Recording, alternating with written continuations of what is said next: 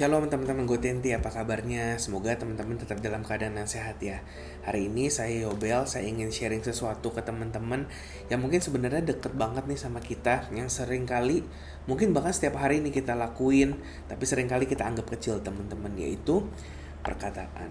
Nah, ibaratnya kayak perkataan tuh kita ngomong tiap hari, kita ngechat tiap hari, kita komentar tiap hari ya kan.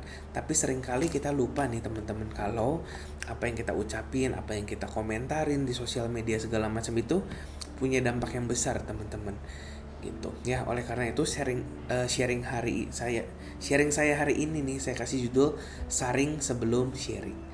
Nah, pernah nggak teman-teman ngalamin misalnya cuma karena satu kata dari orang lain ya kan, kita mungkin bisa senang seharian dibilang, rambutnya bagus nih gitu, ya, atau misalnya, kamu keren gitu kan, jadi kita senang seharian. Tapi mungkin satu komentar negatif bisa bikin kita down gitu kan, kepikiran terus, bahkan sampai kita nggak percaya diri, akhirnya malas menjalani hari gitu. Nah, Alkitab sendiri tuh bilang teman-teman di Amsal 18 ayat 21 dibilang, hidup dan mati dikuasai lidah. Siapa suka menggemakannya akan memakan buahnya. Artinya apa?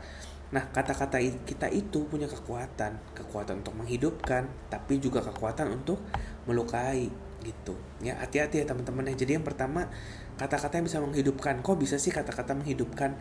Ya, misalnya ada kok orang-orang yang cuma dibilang misalnya kamu bisa gitu, aku percaya sama kamu, tiba-tiba semangat gitu akhirnya.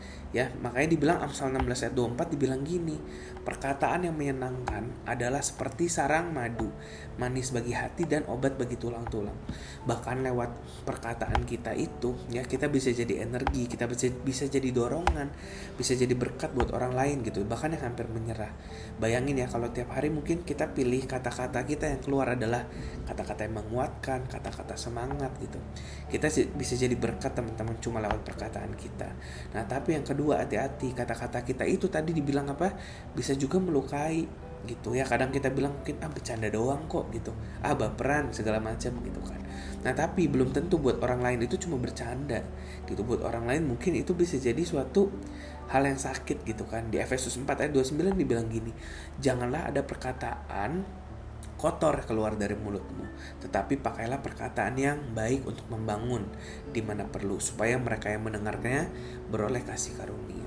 Jadi jangan ada perkataan yang kotor keluar dari mulut kita teman-teman. Ya, apalagi maksudnya di zaman yang sekarang ini ya, kita bukan cuma lewat perkataan doang, tapi mungkin lewat jempol kita ini teman-teman. Ya kan, di sosial media kita ngetiknya ya kan, lewat komentar kita, DM kita, status kita, semuanya punya kekuatan yang sama dengan mulut kita gitu ya.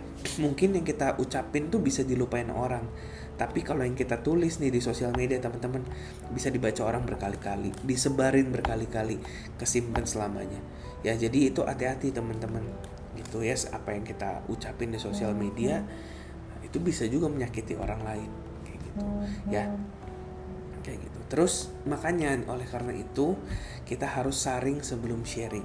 Coba teman-teman sebelum ngomong atau ngetik sesuatu, coba renungin dulu, apakah kira-kira ini benar nggak ya yang aku ngomongin atau aku ketik gitu. Baik nggak sih buat orang-orang, membangun nggak gitu. Perlu nggak sih ini diketik gitu. Misalnya kita lagi kesel gitu kan, kita mau ngetik atau kita mau ngomong, perlu nggak kira-kira kita ngomong itu ya.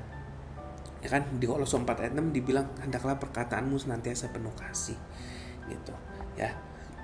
Jadi kalau misalnya tadi nih kita mau ngomong atau kita mau ngetik tapi nggak lolos poin-poin yang tadi ya kan, bener nggak sih kira-kira, baik nggak, membangun nggak, perlu nggak? Kayaknya kalau nggak perlu ditahan aja teman-teman gitu. Jadi mulai hari ini kita sama-sama pakailah perkataan kita itu untuk perkataan-perkataan yang membangun, yang memberi hidup gitu ya.